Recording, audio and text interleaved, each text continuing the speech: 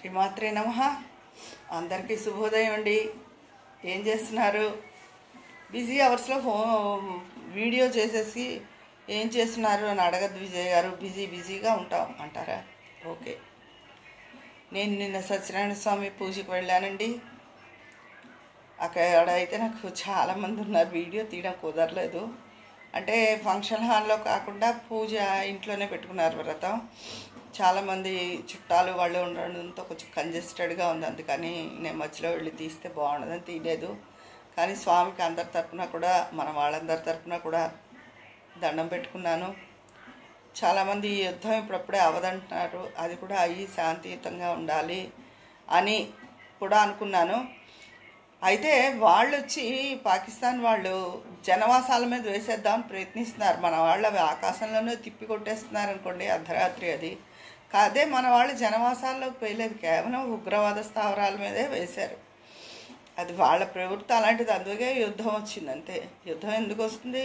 అవతలవాడు తిన్నగా లేకపోతే అవతలవాడు ఎంతవరకు ఉన్నా వస్తుంది. అదే చేసింది పాకిస్తాన్. భారత్కి ఇప్పుడు జరుగుతున్నది అదే. అయితే నిన్న వ్రతం అయిపోయాక అక్కడి నుంచి మా నాన్నగారి పని అన్నీ చూసి రావులపాలెం వెళ్ళాం. మా కోడని చూడడానికి వీళ్ళు మా అబ్బాయి వాళ్ళు చిన్న అబ్బాయి వాళ్ళు వెళ్దామంటే మా చిన్న అబ్బాయి కోళ్ళు మేము అందరం వెళ్ళాం. అక్కడ విపరీతమైన వర్షం అండి. అలాగే వెళ్ళాం మెల్లిగా. ఇక్కడ లేదు, ఇక్కడ కొద్ది మబ్బు వేసింది లైట్గా రాజమండ్రిలో.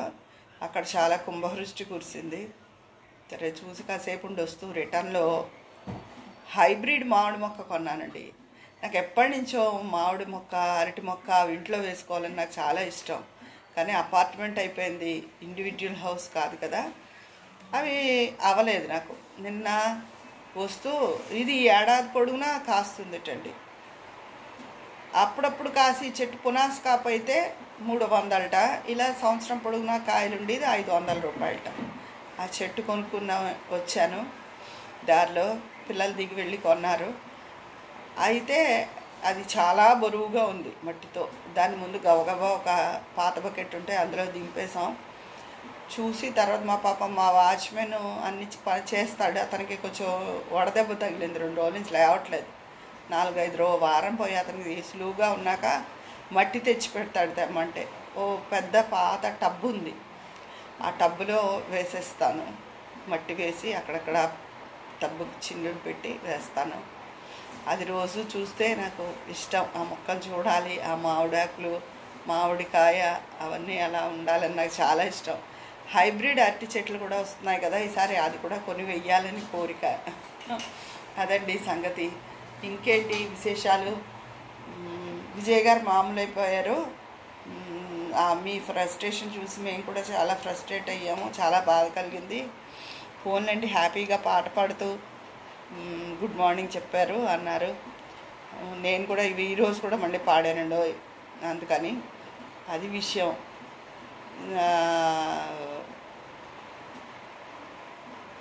ఎప్పుడు ప్రతిదీ మనకే అనుకూలంగా ఉంటుందనే మనం అనుకోకూడదు. ఎప్పుడు మనం ఏదైనా ఇది జరగాలి అనుకుంటే దానికి ఆపోజిట్గానే జరుగుతుంది. ఎక్కడో కొన్ని సంఘటనలు మాత్రం మనకు అనుకూలంగా ఉన్నది అనుకున్నట్టు అవుతూ ఉంటుంది. అంటే సంకల్ప బలం గట్టిదై ఉండాలి. ఒక్కోసారి గట్టిగా సంకల్పించుకున్నా దానికి వ్యతిరేకంగా ఏదో అవుతూ ఉంటుంది. కాకపోతే ఎవరు అలా జరిగినప్పుడు ఇదవద్దు, ధైర్యం తెచ్చుకోండి. ఒకసారి అవ్వకపోతే ఇంకోసారి. నేను ఇదివరకు సాలే పురుగు ఉదాహరణ చెప్పాను. నేను అది ఎండమూరు వీరేంద్రనాథ్ గారి పుస్తకంలో చదివాను. సాలే గూడు ఎక్కడైనా మూలల్లో కడుతోంది అంటే గోడ మూలల్లో అక్కడ మనం చీపురుతో వెంటనే దులిపేస్తాం.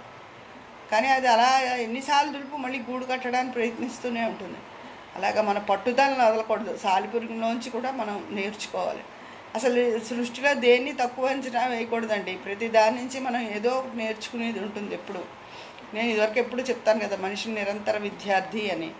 ఎప్పుడు ఒకళ్ళ అనుభవంలోంచి ఒకటి, మన జీవితంలో మనం చూసిన అనుభవాల్లోంచి కొన్ని, ఇదిగో ఇలాంటి ఇప్పుడు సాలిపురుగు ఉదాహరణ చెప్పాను, అలాంటివి కొన్ని విని, కొన్ని పుస్తకాలు చదివి, కొన్ని అలా చాలా అనుభవాలు మనం ఎప్పుడు నేర్చుకుంటూనే ఉండాలండి. మనం ఉన్ననాళ్ళు జీవితం ప్రతిదీ అనుభవం, ప్రతిదీ ఒక పాఠమే.